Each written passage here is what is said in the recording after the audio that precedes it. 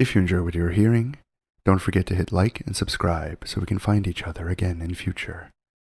And if you want to support the channel further, please consider supporting me over on Patreon. Hello there. My name is John, and I'm here to bring you a sleep story. So find someplace comfortable, lie back, let your arms and legs fall slack at your sides, take a deep breath, and close your eyes. Tonight, we will be reading Dracula by BRAM STOKER. Chapter 1. Jonathan Harker's Journal.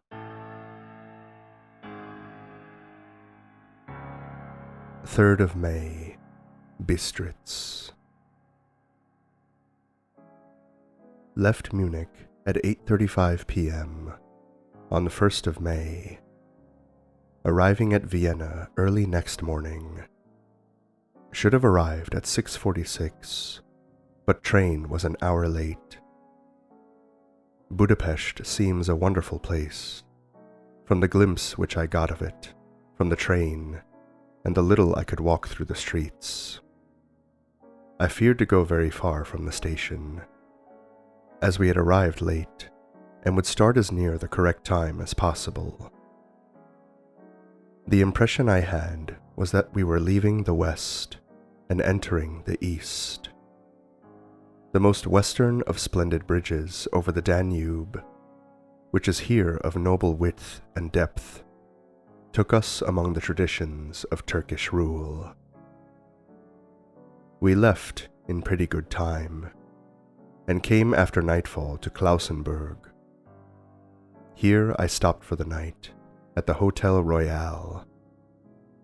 I had for dinner, or rather supper, a chicken done up some way with red pepper, which was very good, but thirsty. Memo: get recipe for Mina. I asked the waiter, and he said it was called paprika Händel, and that, as it was a national dish, I should be able to get it anywhere along the Carpathians. I found my smattering of German very useful here. Indeed, I don't know how I should be able to get on without it. Having had some time at my disposal when in London, I had visited the British Museum and made search among the books and maps in the library regarding Transylvania. It had struck me that some foreknowledge of the country could hardly fail to have some importance in dealing with a nobleman of that country. I find that the district he named is in the extreme east of the country, just on the borders of 3 states, Transylvania, Moldavia, and Bukovina, in the midst of the Carpathian Mountains, one of the wildest and least known portions of Europe. I was not able to light on any map or work giving the exact locality of the Castle Dracula, as there are no maps of this country, as yet, to compare with our own Ordnance Survey maps. But I found that Bistritz, the post town named by Count Dracula, is a fairly well-known place. I shall enter here some of my notes, as they may refresh my memory when I talk over my travels with Mina. In the population of Transylvania, there are 4 distinct nationalities: Saxons in the south, and mixed with them the Wallachs, who are the descendants of the Dracians, Magyars in the west, and the Jakelis in the east and north. I am going among the latter, who claim to be descended from Attila and the Huns. This may be so, for when the Magyars conquered the country in the 11th century, they found the Huns settled in it. I read that every known superstition in the world is gathered into the horseshoe of the Carpathians, as if it were the center of some sort of imaginative whirlpool. If so, my stay may be very interesting. Memo: I must ask the Count all about them. I did not sleep well, though my bed was comfortable enough, for I had all sorts of queer dreams. There was a dog howling all night under my window, which may have had something to do with it, or it may have been the paprika, for I had to drink up all the water in my carafe, and I was still thirsty. Towards morning I slept, and was wakened by the continuous knocking at my door. So I guess I must have been sleeping soundly then. I had for breakfast more paprika, and a sort of porridge of maize flour, which they said was mamaliga, and eggplant stuffed with forcemeat. A very excellent dish, which they call impletata. Memo: get recipe for this also. I had to hurry breakfast, for the train started a little before 8, or rather it ought to have done so, for after rushing to the station at 7:30, I had to sit in the carriage for more than an hour before we began to move. It seems to me that the further east you go, the more unpunctual are the trains. What ought they to be in China? All day long we seemed to dawdle through a country which was full of beauty of every kind.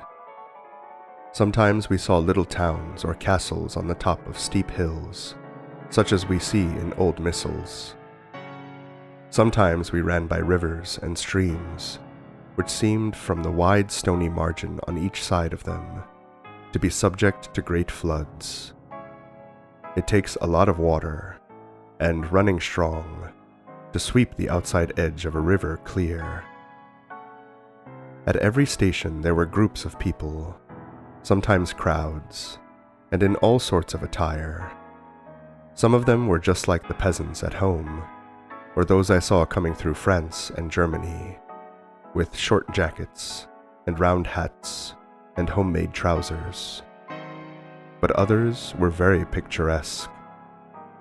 The women looked pretty, except when you got near them, but they were very clumsy about the waist. They had all full white sleeves of some kind or other, and most of them had big belts with a lot of strips of something fluttering from them, like the dresses in a ballet. But of course there were petticoats under them. The strangest figures we saw were the Slovaks, who were more barbarian than the rest, with their big cowboy hats, great baggy, dirty white trousers, white linen shirts, and enormous, heavy leather belts, nearly a foot wide, all studded over with brass nails. They wore high boots, with their trousers tucked into them, and had long black hair and heavy black mustaches. They are very picturesque, but do not look prepossessing. On the stage they would be set down at once as some old oriental band of brigands. They are, however, I am told, very harmless and rather wanting in natural self-assertion. It was on the dark side of twilight when we got to Bistritz, which is a very interesting old place, being practically on the frontier, for the Borgo Pass leads from it into Bukovina. It had a very stormy existence, and it certainly shows marks of it. 50 years ago, a series of great fires took place, which made terrible havoc on 5 separate occasions. At the very beginning of the 17th century, it underwent a siege of 3 weeks and lost 13,000 people, the casualties of war proper being assisted by famine and disease. Count Dracula had directed me to go to the Golden Krone Hotel, which I found, to my great delight, to be thoroughly old-fashioned, for of course I wanted to see all I could of the ways of the country. I was evidently expected, for when I got near the door, I faced a cheery-looking elderly woman in the usual peasant dress, white undergarment with long double apron, front and back, of colored stuff fitting almost too tight for modesty. When I came close, she bowed and said, "The Herr Englishman?" "Yes," I said, "Jonathan Harker." She smiled, and gave some message to an elderly man in white shirt sleeves, who had followed her to the door. He went, but immediately returned with a letter. "My friend, welcome to the Carpathians. I am anxiously expecting you. Sleep well tonight. At 3 tomorrow, the diligence will start for Bukovina. A place on it is kept for you. At the Borgo Pass, my carriage will await you and will bring you to me. I trust that your journey from London has been a happy one, and that you will enjoy your stay in my beautiful land. Your friend, Dracula." 4th of May. I found that my landlord had got a letter from the Count, directing him to secure the best place on the coach for me. But on making inquiries as to details, he seemed somewhat reticent, and pretended that he could not understand my German. This could not be true, because up to then he had understood it perfectly. At least, he answered my questions exactly as if he did. He and his wife, the old lady who had received me, looked at each other in a frightened sort of way. He mumbled out that the money had been sent in a letter, and that was all he knew. When I asked him if he knew Count Dracula, and could tell me anything of his castle, both he and his wife crossed themselves, and, saying that they knew nothing at all, simply refused to speak further. It was so near the time of starting that I had no time to ask anyone else, for it was all very mysterious, and not by any means comforting. Just before I was leaving, the old lady came up to my room, and said in a very hysterical way, "Must you go? Oh, young Herr, must you go?" She was in such an excited state that she seemed to have lost her grip of what German she knew, and mixed it all up with some other language which I did not know at all. I was just able to follow her by asking many questions. When I told her that I must go at once, and that I was engaged on important business, she asked again, "Do you know what day it is?" I answered that it was the 4th of May. She shook her head as she said again, "Oh yes, I know that. But do you know what day it is?" On my saying that I did not understand, she went on, "It is the eve of St. George's Day.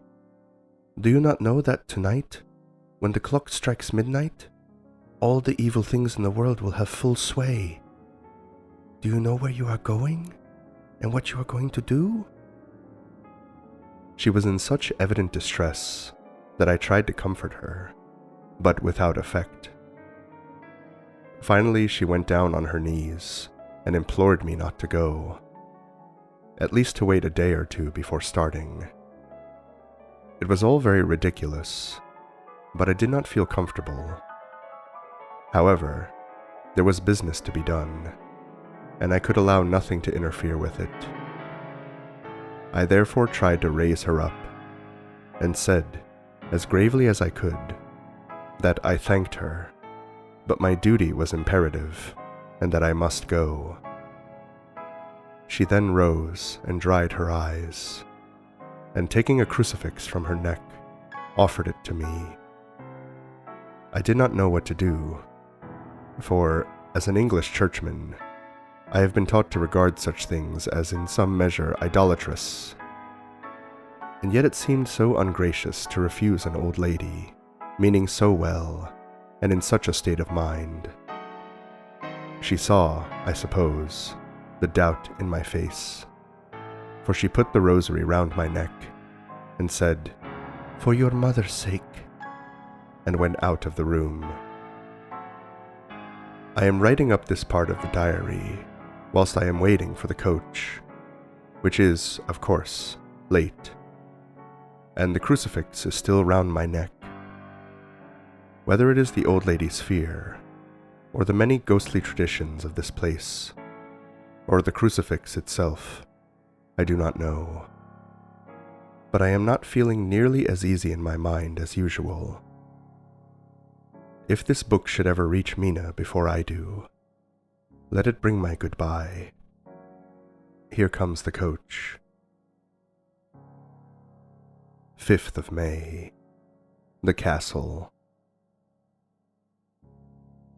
The grey of the morning has passed, and the sun is high over the distant horizon, which seems jagged, whether with trees or hills I know not, for it is so far off that big things and little are mixed. I am not sleepy, and, as I am not to be called till I awake, naturally I write till sleep comes. There are many odd things to put down, and, lest who reads them may fancy that I dined too well before I left Bistritz, let me put down my dinner exactly. I dined on what they called robber steak, bits of bacon, onion, and beef, seasoned with red pepper, and strung on sticks and roasted over the fire, in the simple style of the London's cat meat. The wine was golden Mediash, which produces a queer sting on the tongue, which is, however, not disagreeable. I had only a couple of glasses of this, and nothing else. When I got on the coach, the driver had not taken his seat, and I saw him talking with the landlady. They were evidently talking of me, for every now and then they looked at me, and some of the people who were sitting on the bench outside the door, which they call by a name meaning word-bearer, came and listened, and then looked at me, most of them pityingly. I could hear a lot of words often repeated, queer words, for there were many nationalities in the crowd. So I quietly got my polyglot dictionary from my bag and looked them out. I must say they were not cheering to me, for amongst them were Ordog, Satan, Pokol, Hell, Stregoicha, Witch, Vrolok, and Vkoslak, both of which mean the same thing, one being Slovak and the other Serbian, for something that is either werewolf or vampire. Memo to self: I must ask the Count about these superstitions. When we started, the crowd round the inn door, which had by this time swelled to a considerable size, all made the sign of the cross and pointed 2 fingers towards me. With some difficulty, I got a fellow passenger to tell me what they meant. He would not answer at first, but on learning that I was English, he explained that it was a charm or guard against the evil eye. This was not very pleasant for me, just starting for an unknown place to meet an unknown man, but everyone seemed so kind-hearted and so sorrowful and so sympathetic that I could not be touched. I shall never forget the last glimpse which I had of the inn yard and its crowd of picturesque figures, all crossing themselves, as they stood round the wide archway, with its background of rich foliage of oleander and orange trees in green tubs clustered in the center of the yard. Then our driver, whose wide linen drawers covered the whole front of the box seat. Gotza, they call them, cracked his big whip over his 4 small horses, which ran abreast, and we set off on our journey. I soon lost sight and recollection of ghostly fears in the beauty of the scene as we drove along, although had I known the language, or rather languages, which my fellow passengers were speaking, I might not have been able to throw them off so easily. Before us lay a green, sloping land, full of forests and woods, with here and there steep hills, crowned with clumps of trees or with farmhouses, the blank gable end to the road. There was everywhere a bewildering mass of fruit blossom, apple, plum, pear, cherry, and as we drove by, I could see the green grass under the trees, spangled with the fallen petals. In and out amongst these green hills of what they call here the Mittelland ran the road, losing itself as it swept round the grassy curve, or was shut out by the straggling ends of pine woods, which here and there ran down the hillsides like tongues of flame. The road was rugged, but still we seemed to fly over it with a feverish haste. I could not understand then what the haste meant, but the driver was evidently bent on losing no time in reaching Borgo Prund. I was told that this road is in summertime excellent, but that it had not yet been put in order after the winter snows. In this respect, it is different from the general run of roads in the Carpathians, for it is an old tradition that they are not to be kept in too good order. Of old, the hospodars would not repair them, lest the Turks should think that they are preparing to bring in foreign troops, and so hasten the war which was always really at loading point. Beyond the green swelling hills of the Mittelland rose mighty slopes of forest, up to the lofty steeps of the Carpathians themselves.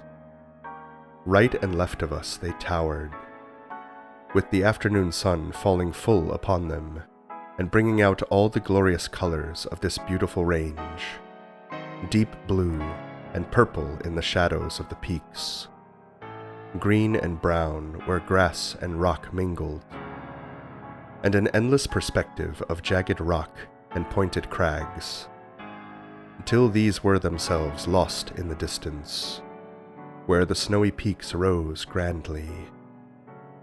Here and there seemed mighty rifts in the mountains, through which, as the sun began to sink, we saw now and again the white gleam of falling water. One of my companions touched my arm as we swept round the base of a hill, and opened up the lofty, snow-covered peak of a mountain, which seemed, as we wound on our serpentine way, to be right before us. "Look, Isenjek, God's seat!" And he crossed himself reverently. As we wound on our endless way, and the sun sank lower and lower behind us, the shadows of the evening began to creep round us. This was emphasized by the fact that the snowy mountain top still held the sunset, and seemed to glow out with a delicate cool pink. Here and there, we passed Czechs and Slovaks, all in picturesque attire, but I noticed that goiter was painfully prevalent. By the roadside were many crosses, and as we swept by, my companions all crossed themselves. Here and there was a peasant man or woman kneeling before a shrine, who did not even turn round as we approached, but seemed, in the self-surrender of devotion, to have neither eyes nor ears for the outer world. There were many things new to me. For instance, hayricks in the trees, and here and there very beautiful masses of weeping birch, their white stems shining like silver through the delicate green of the leaves. Now and again we passed a Leiterwagen, the ordinary peasant's cart, with its long, snake-like vertebra, calculated to suit the inequalities of the road. On this were sure to be seated quite a group of homecoming peasants, the Czechs with their white, and the Slovaks with their colored sheepskins, the latter carrying lance fashion their long staves, with axe at end. As the evening fell, it began to get very cold, and the growing twilight seemed to merge into one dark mistiness, the gloom of the trees, oak, beech, and pine, though in the valleys which ran deep between the spurs of the hills, as we ascended through the pass, the dark firs stood out here and there against the background of late-lying snow. Sometimes, as the road was cut through the pine woods that seemed in the darkness to be closing down upon us, great masses of grayness, which here and there bestrewed the trees, produced a peculiarly weird and solemn effect, which carried on the thoughts and grim fancies engendered earlier in the evening, when the falling sunset threw into strange relief the ghost-like clouds, which amongst the Carpathians seemed to wind ceaselessly through the valleys. Sometimes the hills were so steep that, despite our driver's haste, the horses could only go slowly. I wished to get down and walk up alongside them, as we do at home, but the driver would not hear of it. "No, no," he said. "You must not walk here. The dogs are too fierce." And then he added, with what he evidently meant for grim pleasantry, for he looked round to catch the approving smile of the rest, "And you may have enough of such matters before you go to sleep." The only stop he would make was a moment's pause to light his lamps. When it grew dark, there seemed to be some excitement amongst the passengers, and they kept speaking to him, one after the other, as though urging him to further speed. He lashed the horses unmercifully with his long whip, and with wild cries of encouragement urged them on to further exertions. Then, through the darkness, I could see a sort of patch of grey light ahead of us, as though there were a cleft in the hills. The excitement of the passengers grew greater. The crazy coach rocked on its great leather springs, and swayed like a boat tossed on a stormy sea. I had to hold on. The road grew more level, and we appeared to fly along. Then the mountains seemed to come nearer to us on each side, and to frown down upon us.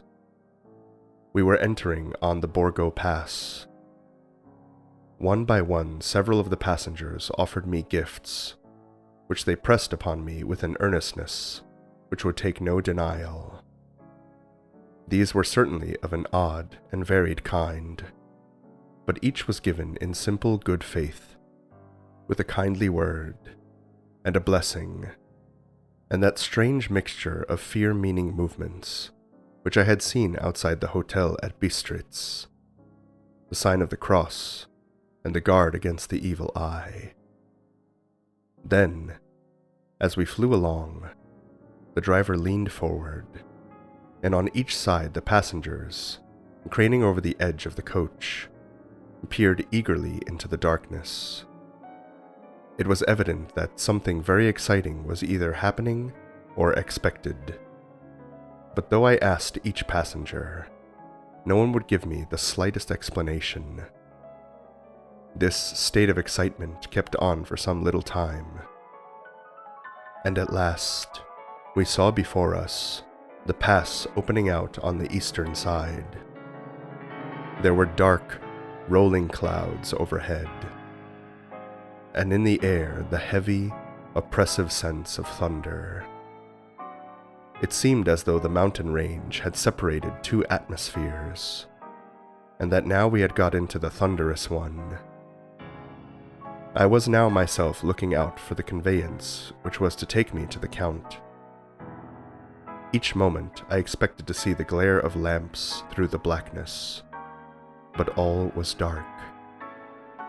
The only light was the flickering rays of our own lamps, in which the steam from our hard-driven horses rose in a white cloud. We could see now the sandy road lying white before us, but there was on it no sign of a vehicle. The passengers drew back with a sigh of gladness, which seemed to mock my own disappointment. I was already thinking what I had best do, when the driver, looking at his watch, said to the others something which I could hardly hear. It was spoken so quietly, and in so low a tone, I thought it was an hour less than the time. Then, turning to me, he said in German worse than my own, "There is no carriage here. The Herr is not expected after all. He will now come on to Bukovina, and return tomorrow or the next day. Better the next day."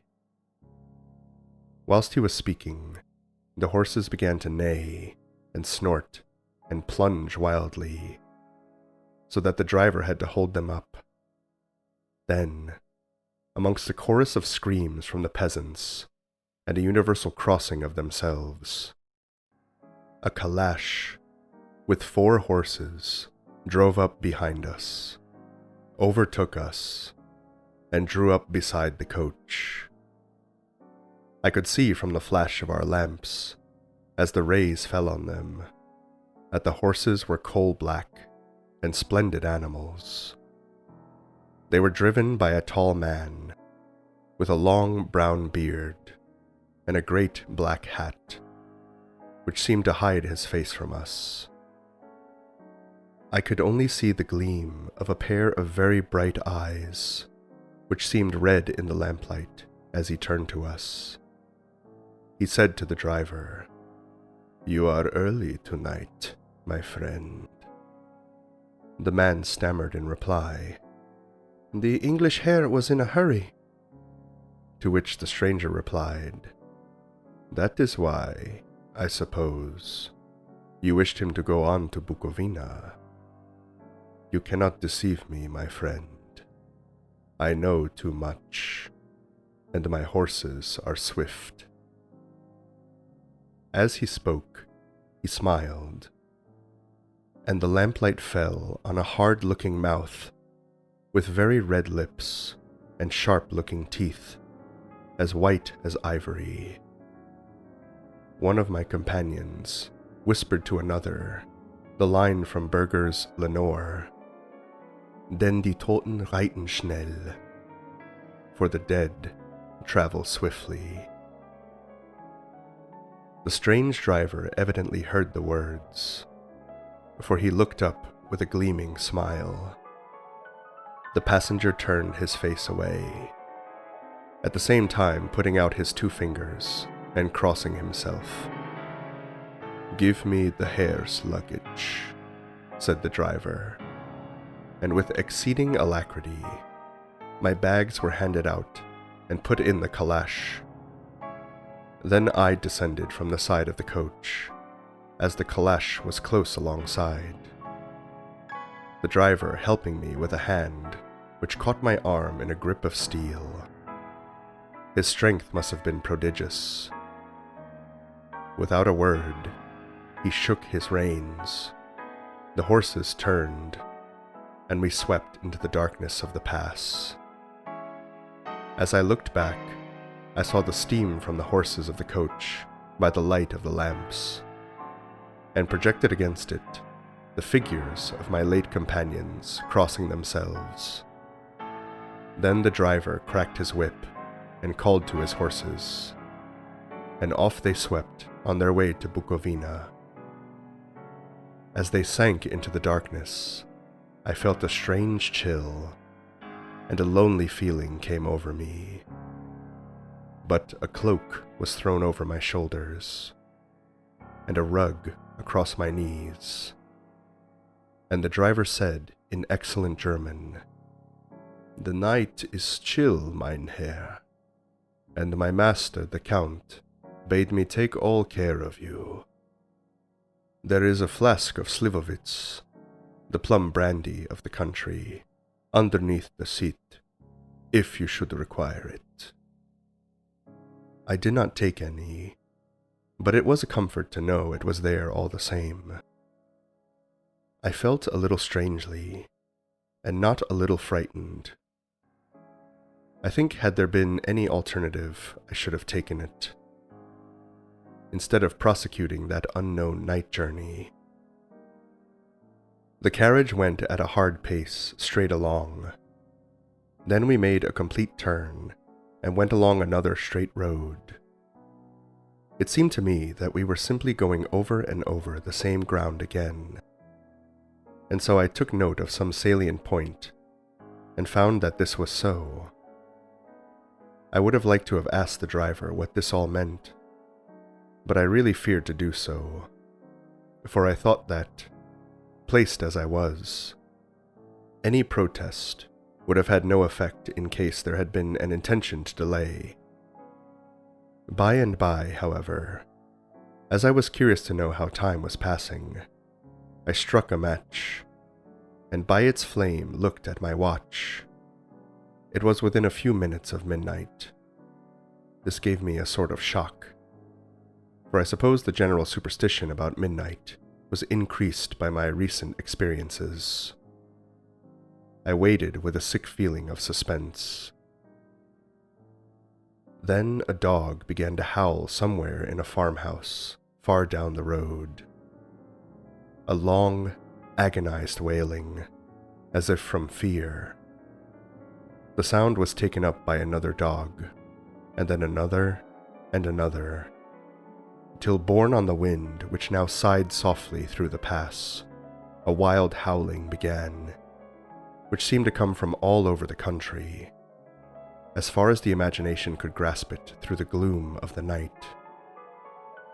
At the first howl, the horses began to strain and rear, but the driver spoke to them soothingly, and they quieted down, but shivered and sweated as though after a runaway from sudden fright.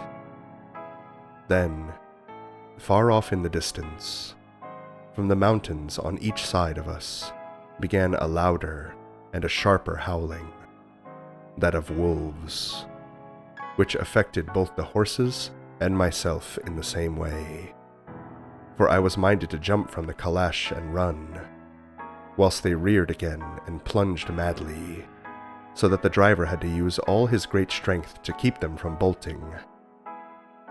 In a few minutes, however, my own ears got accustomed to the sound, and the horses so far became quiet that the driver was able to descend and to stand before them. He petted and soothed them, and whispered something in their ears, as I have heard of horse tamers doing, and with extraordinary effect. For under his caress, they became quite manageable again, though they still trembled. The driver again took his seat, and shaking his reins, started off at a great pace. This time, after going to the far side of the pass, he suddenly turned down a narrow roadway, which ran sharply to the right.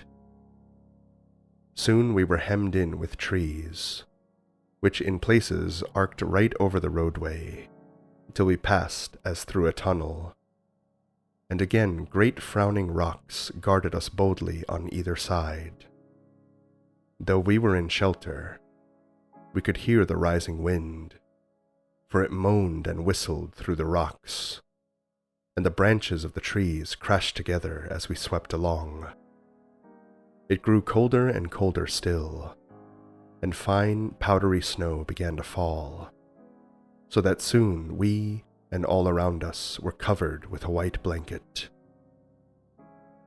The keen wind still carried the howling of the dogs, though this grew fainter as we went on our way. The baying of the wolves sounded nearer and nearer, as though they were closing round on us from every side. I grew dreadfully afraid, and the horses shared my fear. The driver, however, was not in the least disturbed.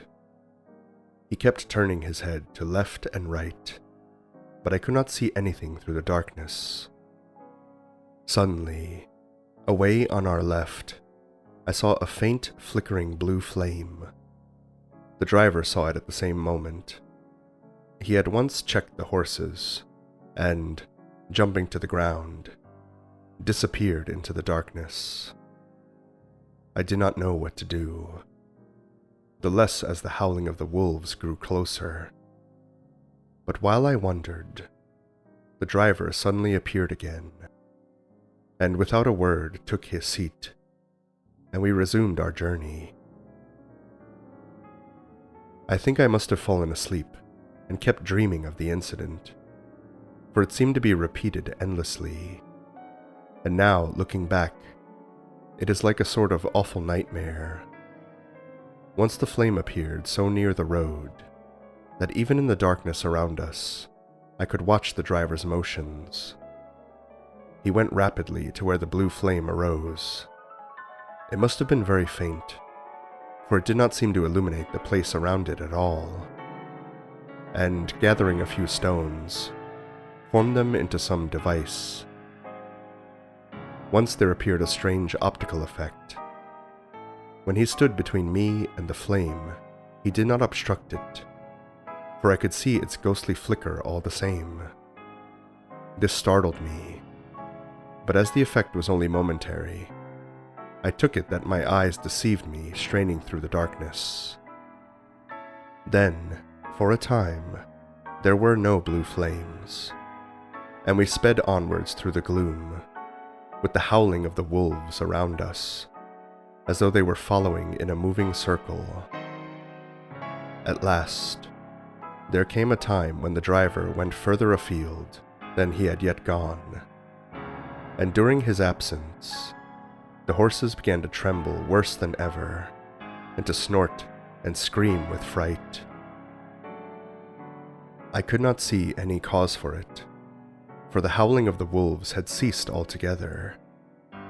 But just then the moon, sailing through the black clouds, appeared behind the jagged crest of a beetling, pine-clad rock, and by its light I saw around us a ring of wolves, with white teeth and lolling red tongues, with long, sinewy limbs and shaggy hair. They were 100 times more terrible in the grim silence which held them than even when they howled. For myself, I felt a sort of paralysis of fear. It is only when a man feels himself face to face with such horrors that he can understand their true import. All at once, the wolves began to howl as though the moonlight had had some peculiar effect on them. The horses jumped about and reared, and looked helplessly round with eyes that rolled in a way painful to see.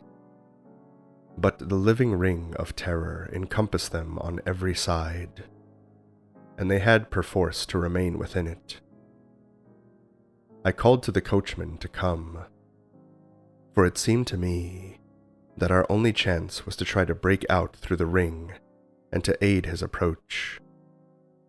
I shouted and beat the side of the calash, hoping by the noise to scare the wolves from that side, so as to give him a chance of reaching the trap. How he came there, I know not, but I heard his voice raised in a tone of imperious command, and looking towards the sound, saw him stand in the roadway. As he swept his long arms, as though brushing aside some impalpable obstacle, the wolves fell back and back further still. Just then, a heavy cloud passed across the face of the moon, so that we were again in darkness. When I could see again, The driver was climbing into the calash, and the wolves had disappeared. This was all so strange and uncanny that a dreadful fear came upon me, and I was afraid to speak or move. The time seemed indeterminable as we swept on our way. Now in almost complete darkness, for the rolling clouds obscured the moon. We kept on ascending, with occasional periods of quick descent, but in the main always ascending. Suddenly, I became conscious of the fact that the driver was in the act of pulling up the horses in the courtyard of a vast, ruined castle, from whose tall black windows came no ray of light, and whose broken battlements showed a jagged line against the moonlit sky.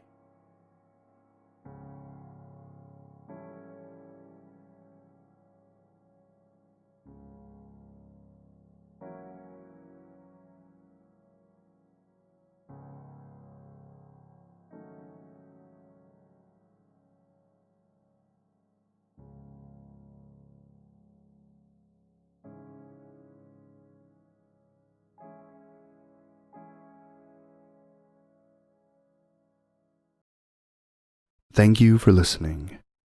If you enjoyed this sleep story, feel free to leave a like and a comment. Extra special thanks goes out to my wonderful patrons, including my co-author tier patrons Ellen Marie, Brian Krob, Mehmet, Temi Tayo, Eris, Tasha, and Lexi What We Got. Their generous support helps keep this channel going. If you too would like to support the channel and get early access to videos, please consider joining us over at Patreon. Link is in the description. If you would like to hear more sleep stories like this, don't forget to subscribe and ring the bell for all notifications. I upload a new story here each and every week. Thank you again for listening, and pleasant dreams. Good night.